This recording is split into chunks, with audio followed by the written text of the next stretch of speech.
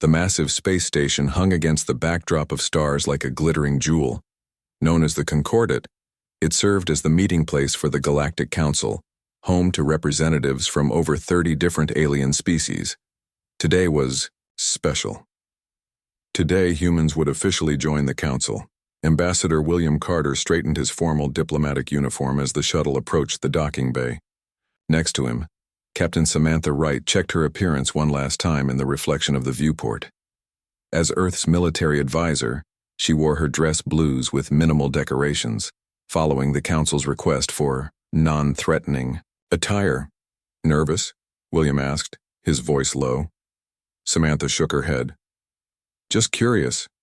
We've had limited contact until now. I want to see what they're really like." The shuttle docked with a gentle bump. William took a deep breath. "Remember, our job is to make a good impression. First official human delegation to the council. Let's not mess it up." The doors slid open to reveal a reception area filled with aliens of various shapes, sizes, and colors. Some were vaguely humanoid, others completely foreign to human physiology. Many had translator devices attached to their bodies. A tall, bird-like creature with iridescent feathers and forearms stepped forward. Its voice came through the translators with a musical quality. "Welcome, humans, to the Concordat. I am High Speaker Zerthalak. We are most pleased to finally welcome Earth to our community of worlds." William bowed slightly. "High Speaker, I am Ambassador William Carter, and this is Captain Samantha Wright, our military advisor. We bring greetings from Earth and look forward to peaceful cooperation." The High Speaker's head tilted in what seemed to be their version of a smile. "Yes, peace. We have observed your world for some time, Ambassador. We are quite pleased to welcome such a peace-loving species to our ranks."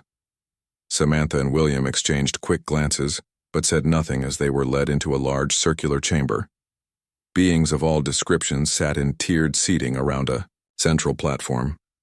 "The council chamber," explained Zerthalak. "Here, all voices are equal. All 32 member species, 33 now with humanity, work together to maintain the peace we have enjoyed for over 4,000 standard years."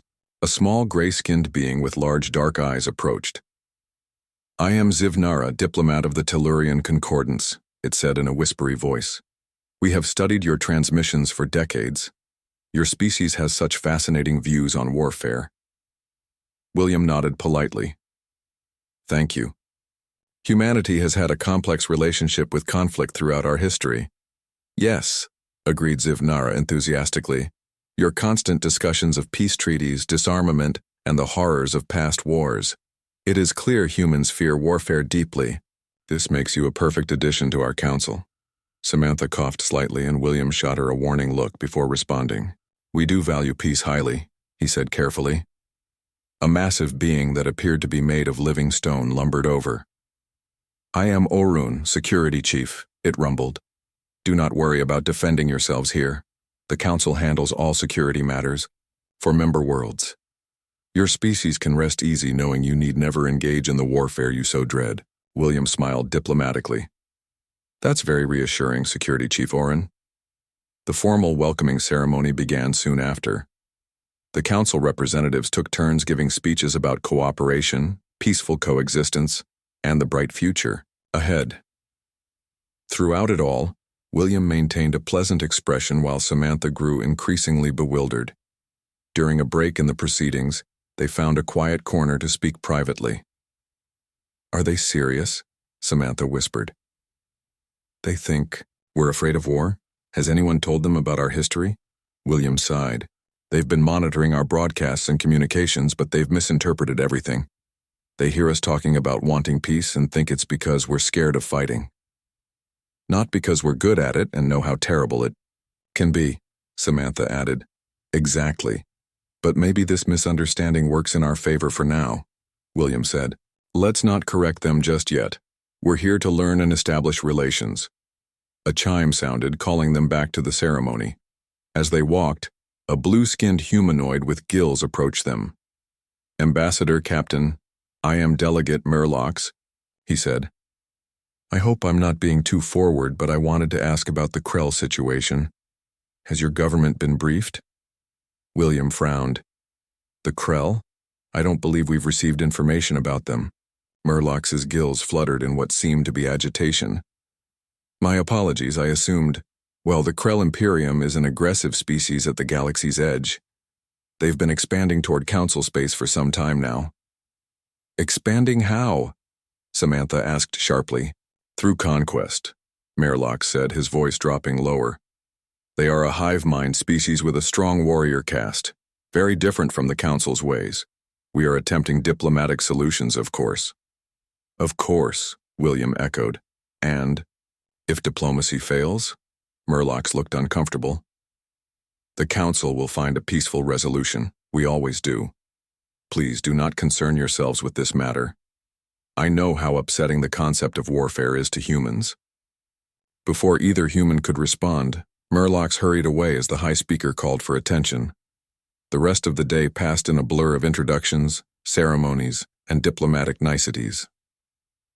By the time William and Samantha returned to their assigned quarters, both were mentally exhausted. We need to contact Earth immediately, William said, activating their secure communication system. The Council has completely misread humanity, and there's something called the Krell Imperium that I don't like the sound of. Minutes later, they were connected to the United Earth government's secure channel. President Helen Vasquez appeared. On screen, Ambassador Carter, Captain Wright. How was the welcome? William ran a hand through his hair. Interesting, Madam President. The Council has accepted us with open arms, but there's something you need to know. They've completely misunderstood us. They think we hate war because we're afraid of it, not because we're good at it. Samantha stepped forward. And there's an aggressive empire called the Krell expanding toward Council space. From what little we've gathered, the Council's response has been entirely diplomatic. I'm not sure they even have functioning militaries anymore. President Vasquez frowned. That's concerning. What's your assessment? The Council species seem to have enjoyed peace for so long they've forgotten how to defend themselves, William said. They've either evolved or engineered themselves away from aggression, which would be fine except for these Krell. Continue gathering information, the President ordered. Let them keep thinking we're afraid of war for now if it helps our integration. But I want to know everything about the Krell and the Council's defensive capabilities, or lack thereof. After the call ended, William stared out at the alien stars visible through their viewport. They think humans are scared of war, he said quietly. Samantha joined him at the window. They have no idea what they've just invited into their peaceful little club, do they? No, William replied, and I hope they never have to find out.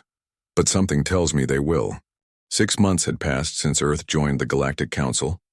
Human ships now traveled freely through Council space.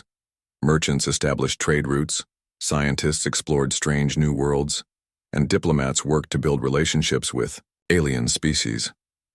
On the surface, everything seemed peaceful.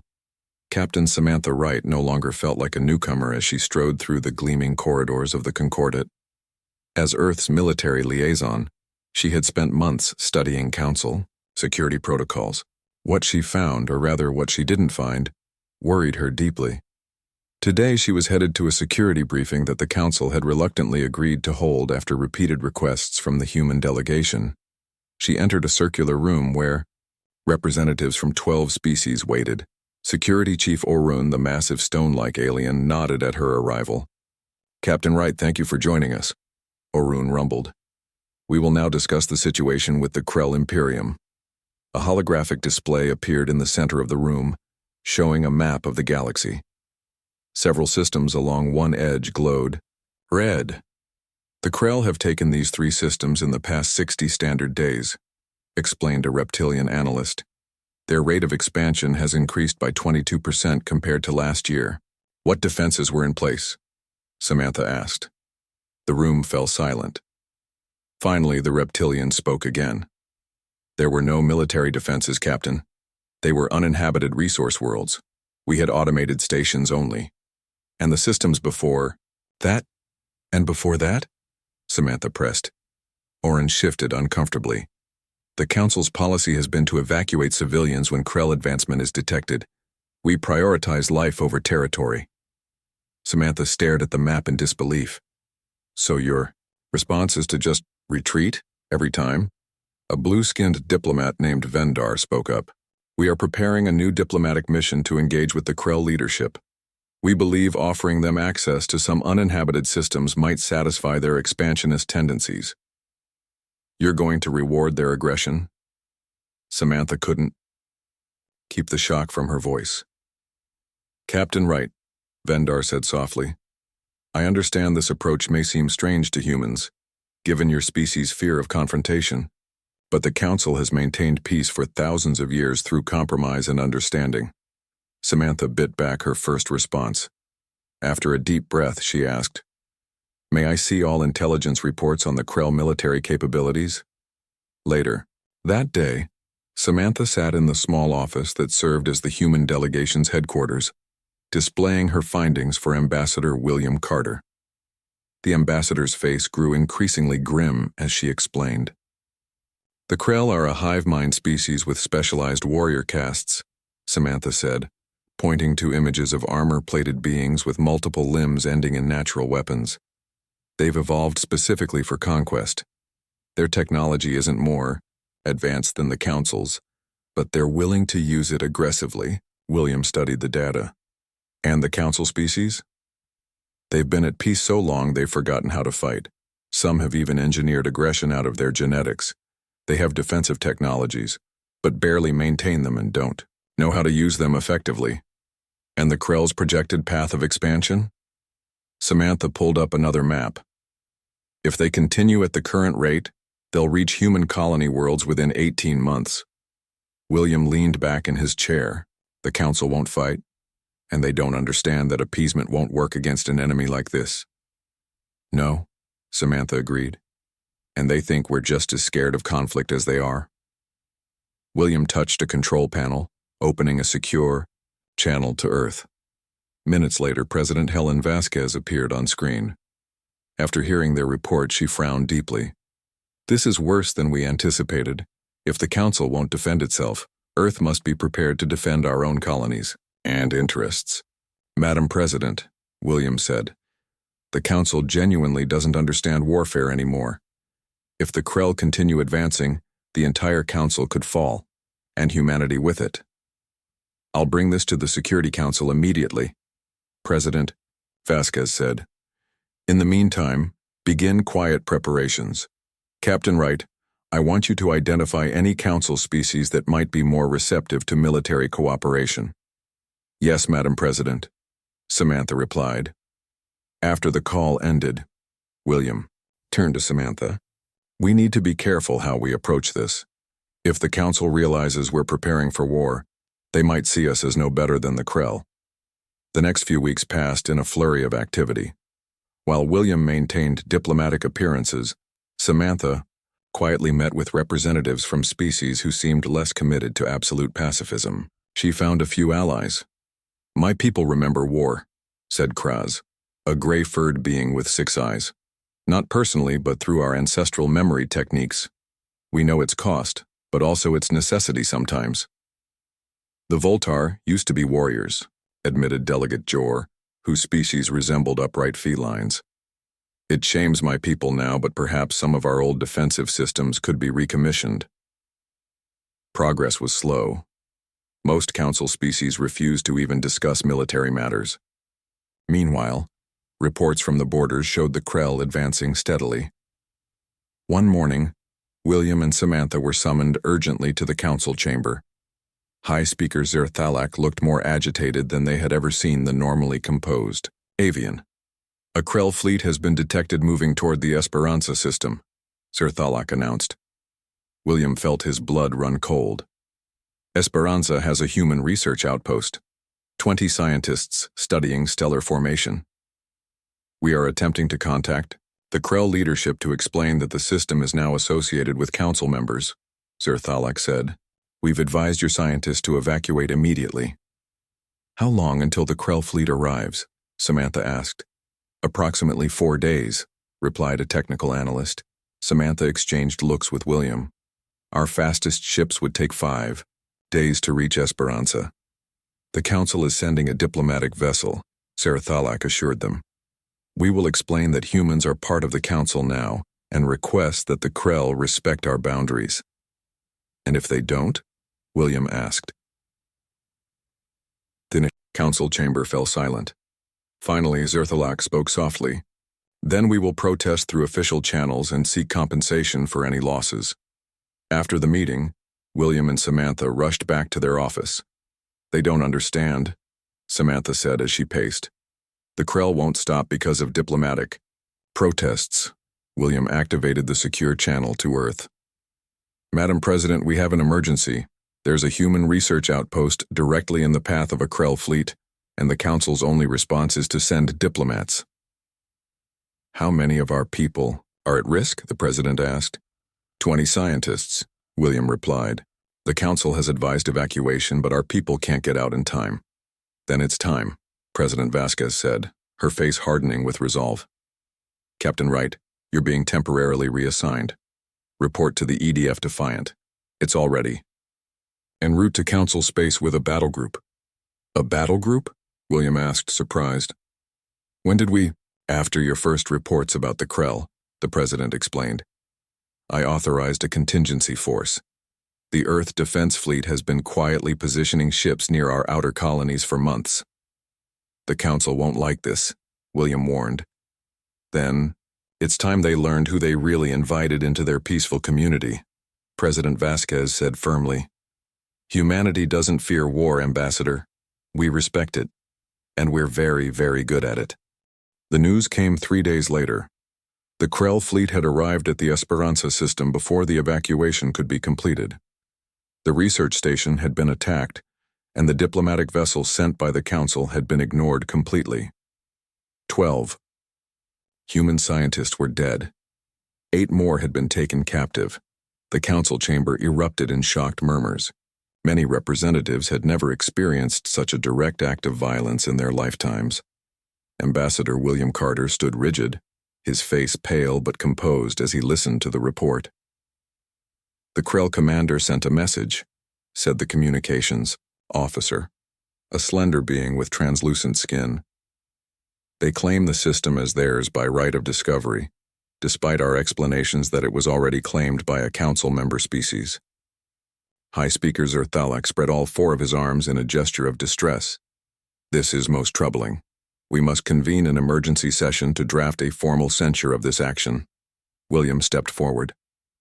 High Speaker, with all due respect, a formal censure will not bring back our dead or free our captured people. We understand your distress, Ambassador Carter, said Zivnara, the telepathic diplomat. But hasty action would only lead to more violence. The Council will demand reparations and the return of your captured scientists. And if the Krell refuse? William asked.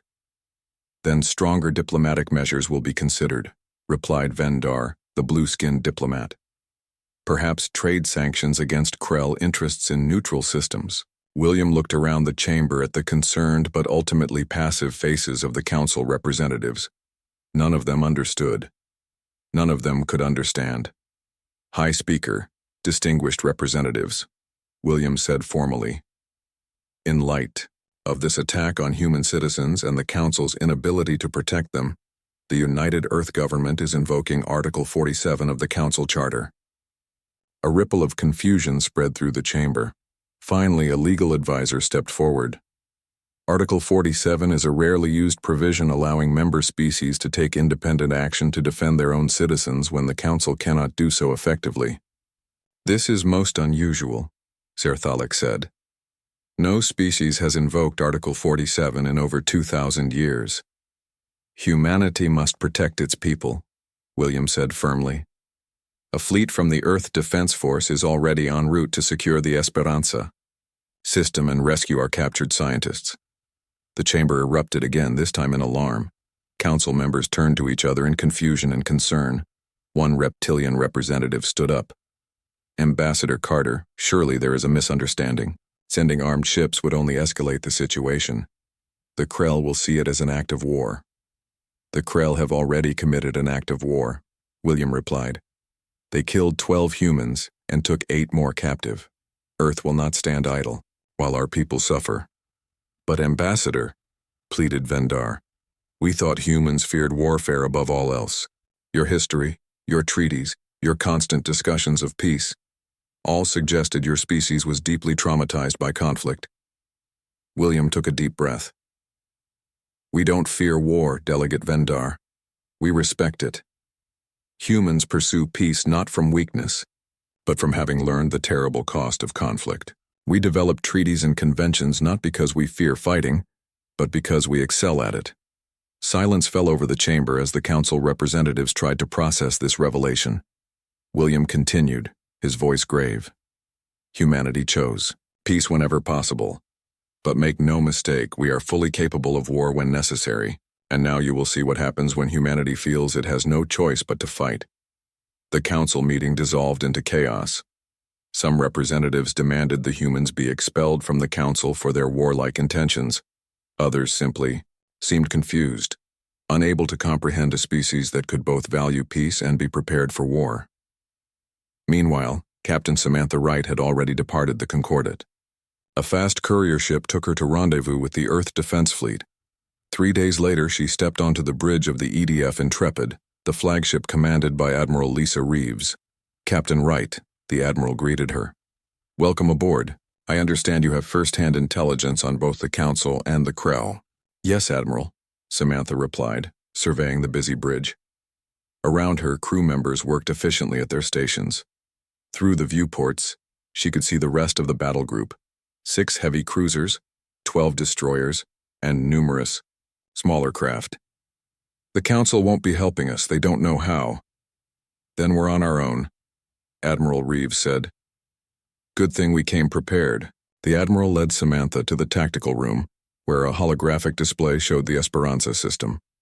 A cluster of red markers indicated the Krell presence. "Intelligence suggests the captives are being held here," the Admiral said, pointing to a station orbiting the system's second planet. "The Krell have established a forward base with approximately 20 ships. Their technology is roughly equivalent to ours. But our analysts believe they've never encountered serious military resistance." "They haven't," Samantha confirmed. "The Council species always retreat. The Krell expect the same from us." "Then they're in for a surprise," said Colonel Frank Harris, the Marine commander responsible for the rescue operation. "My teams are ready for boarding actions. We've been training for this scenario for months. The President has authorized full military response," Admiral Reeves explained. "Our primary mission is to rescue the captives, but we're also cleared to secure the entire system and establish a defensive perimeter against further Krell incursions." Samantha studied the battle plans. "The Krell are a hive mind species. They function well as a unit, but struggle with unexpected situations and individual initiative. If we can disrupt their command structure, their forces will become disorganized." Back at the Concordat, Ambassador William Carter faced a formal inquiry from the Council's diplomatic committee. For hours, representatives questioned him about Earth's military capabilities that humanity had never hidden, but that the Council had simply failed to understand. "Why would you maintain such destructive potential if you truly valued peace?" asked one bewildered diplomat. "Because the galaxy is not always peaceful," William replied simply, "as the situation with the Krell demonstrates. But to actually use these weapons..." The diplomat shuddered. "The loss of life, the destruction..." "We don't relish violence," William said firmly. "But we will not abandon our people to aggressors. The Council has forgotten something important. Sometimes peace must be defended." As the inquiry continued, William received an encrypted message on his personal device. The Earth fleet had arrived at the edge of the Esperanza system. Operation Reclamation was about to begin. "Distinguished representatives," William addressed the committee. "In approximately 6 hours, humanity will demonstrate why maintaining the ability to fight is sometimes necessary to preserve peace. I suggest you pay close attention to what happens next." The Earth fleet dropped out of faster-than-light travel at the edge of the Esperanza system. Admiral Lisa Reeves stood on the bridge of the EDF Intrepid, watching as her tactical display populated with the positions of Krell ships. 23 enemy vessels detected, reported the sensor officer. "They've spotted us," Their ships are moving to intercept. Right on schedule, Lisa said calmly. Begin Operation Reclamation. Launch stealth insertions now. As the main fleet held position, drawing the attention of the Krell forces, 4 small, black ships silently detached from the human destroyers. These stealth vessels carried Colonel Frank Harris and his Marine teams toward the station where the human scientists were being held captive. "The Krell commander is hailing us," the communications officer announced. "On screen," Lisa ordered. A Krell appeared on the main view screen. It had an insect-like face with compound eyes and mandibles that clicked as it spoke through a translation. "Device, human vessels. This system belongs to the Krell Imperium. Retreat immediately or be destroyed." Admiral Reeves stood tall. "This is Admiral Lisa Reeves of the Earth Defense Fleet. You have attacked a human research station, killed 12 of our citizens, and taken 8 more captive. We demand their immediate release and your withdrawal from this system." The Krell's mandibles clicked rapidly in what might have been amusement. "Demands? The timid species of the Council do not make demands of the Krell. Your Council friends always run. You will do the same, or die." "You've misunderstood humans," Lisa replied. "We are not like the other Council species. This is your final warning. Release our people and withdraw." The Krell cut the transmission. On the tactical display, the enemy ships formed into attack positions. "They're not taking us seriously," Captain Samantha Wright observed from her position beside the Admiral. "Good," Lisa replied with a small smile. "Deploy Electronic Warfare Suite on my mark. All ships, prepare to execute Battle Plan Delta." Either all, Krell fleet advanced in a tight formation, clearly expecting the humans to retreat as they drew closer. Instead, when they reached a certain distance, Admiral Reeves gave her command. "Mark." Throughout the human fleet, powerful electronic warfare systems activated, flooding Krell communications with interference. At the same time, the human ships broke their own formation, splitting into smaller groups that moved in patterns the Krell had never encountered before. The Krell response was slow and confused. Their tight formation, now a liability, made them easy targets as the human vessels executed precision strikes against key ships. Meanwhile, Colonel Harris and his Marines had reached the station undetected. Using breaching tools designed for the purpose, they cut through an outer airlock and entered the Krell facility.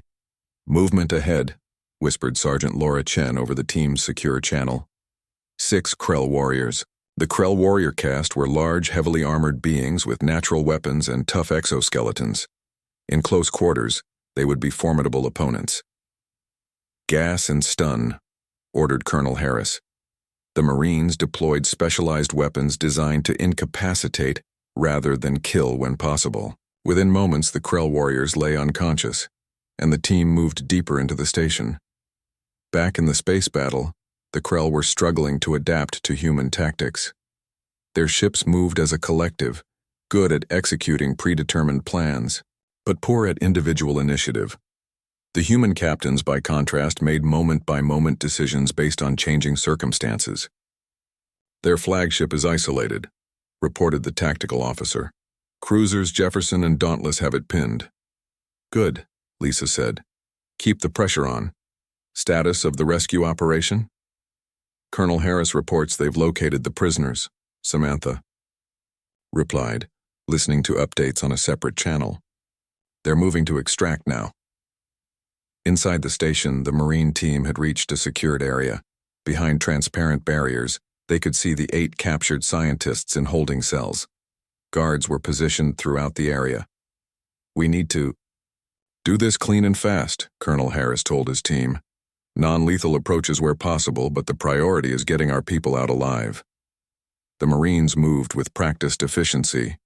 Stun grenades disabled the guards nearest the entrance, while precision shots took down those further inside. Within minutes, they had secured the prisoner area. "We're Americans," Harris told the shocked scientists as Marines cut through their cell locks. "We're here to take you home." One of the scientists, Dr. Howard Wells, could barely stand. "They've been interrogating us about human technology," he managed to say. "They're looking for something specific." "What?" Harris asked as he helped the man toward the exit. "Information about ancient technology," Dr. Wells explained. The Krell believe there's precursor tech hidden in this sector, technology that could give them an unstoppable advantage. That's why they're pushing into Council space so aggressively. This new information was immediately relayed to Admiral Reeves, who saw its strategic importance. If the Krell found such technology before the Council or Earth did, the balance of power would shift dramatically. On the bridge of the Intrepid, a cheer went up as word came that all 8 scientists had been successfully extracted and were returning to the fleet. The Krell are attempting to regroup, reported the tactical officer. They've lost 7 ships and have 6 more heavily damaged. And our losses? Lisa asked. The destroyer Valiant has taken heavy damage. 32 casualties reported across the fleet. 8 confirmed dead. Lisa nodded solemnly. Every loss hurt, but the operation was succeeding beyond expectations. The Krell flagship is hailing us again, the communications officer announced. The same Krell commander appeared on screen, but now its mandibles were held still in what humans would later learn was a sign of shock. What are you? The Krell demanded. Council species do not fight like this. We told you, Admiral Reeves replied. Humans are not like other Council species. We've recovered our people. Now you have a choice. Withdraw from this system, or we will destroy every ship you have here. For a moment, the Krell was silent. Then it said something that would be repeated throughout Council space in the days to come. The Council said humans were afraid of war. We don't fear war, Lisa answered. We respect it. There's a difference. Make your choice, Commander. Tapo. Krell cut transmission again. Shortly after, their remaining ships began to retreat, limping away from the battlefield they had expected to dominate. Back at the Concordat, the Council representatives watched in stunned silence as the battle footage arrived. Many were horrified by the violence, but also grudgingly impressed by its precision and effectiveness. The humans had not simply fought. They had fought with restraint, minimizing casualties while achieving their objectives. They could have destroyed them all, murmured Security Chief Orun. But they only did what was necessary to achieve their goals. Ambassador William Carter stood quietly at the back of the Council chamber. He had watched humanity reveal its true nature to the galaxy. Now he wondered what would come next. 6 months had passed since the Battle of Esperanza. The galaxy had changed in ways few could have predicted. Admiral Lisa Reeves stood at the viewport of her office on the Concordat, watching as ships from a dozen different species maneuvered in formation outside. What had begun as a human rescue operation had evolved into something much larger. A chime sounded at her door. Enter, she called. Captain Samantha Wright stepped inside, now wearing the insignia of a major. The training exercises are complete. Admiral, the Voltar and Tekken ships performed exceptionally well today. Lisa nodded with satisfaction. And the others? Improving, Samantha replied. The Mercs still struggle with independent decision-making, but they're learning. Their natural defensive abilities make them excellent at holding positions. After the display of human military prowess at Esperanza, a change had swept through the Council. Young members of various species had approached the human delegation, requesting military training. What began as a small program had grown into the first mutual defense alliance in the Council's history. Not all Council species participated. Many still clung to their purely pacifist ideals. But enough had joined to create a formidable force. The Krell have been quiet lately, Lisa observed. Intelligence suggests they're adapting their tactics. They're learning, Samantha agreed. But so are we. And they're still struggling with the concept of individual initiative. Their hive structure makes innovation difficult. A message flashed on Lisa's console. Ambassador Carter wants us in the Council chamber. It seems the High Speaker has an announcement. When they arrived, the chamber was already filled with representatives. Ambassador William Carter stood to one side, speaking quietly with Security Chief Orun, who had become one of humanity's strongest allies on the Council. High Speaker Zerthalak called the session to order, his iridescent feathers catching the light as he raised all 4 arms for attention. Honored representatives, the High Speaker began. 6 months ago, our understanding of the galaxy changed forever. Today, I wish to formally acknowledge the contribution of our human members. The avian's gaze found William in the crowd. We misunderstood humans fundamentally. We thought their discussions of war's horrors came from fear. Now we understand it came from intimate knowledge. Humans aren't scared of war. They are respectful of its power because they have mastered it. Murmur ran through the chamber. Not all representatives were pleased with the new direction of the council. Some had even threatened to leave rather than associate with species who embraced military power. But they were increasingly in the minority. The Krell Imperium has pulled back from our borders, Zerthalak continued. For the first time in 50 years, their expansion has stopped. This was not achieved through appeasement or retreat, but through a demonstration of strength and resolve. After the session concluded, William met with Lisa and Samantha in a private meeting room. President Helen Vasquez joined them via secure communication from Earth. The coalition is growing stronger, William reported. 8 species now actively participate in the Defense Alliance, with 3 more considering membership. And what of the ancient technology the Krell are seeking? Asked the president. We've established research teams in cooperation with council scientists, Samantha explained. Preliminary findings suggest there are indeed remnants of a precursor civilization in this sector. If the Krell had found this technology first, the outcome would have been disastrous. The council is changing, Lisa added.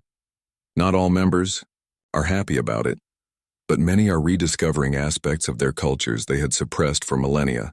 The Voltar have ancient military traditions they're now reclaiming with pride. The Tekkan are natural engineers who excel at defensive systems. President Vasquez nodded thoughtfully. And the Krell? Do we expect them to retreat permanently? No, William said frankly. They're regrouping, adapting. Our intelligence suggests they're studying our tactics and developing countermeasures, but they now face something they've never encountered before: genuine resistance.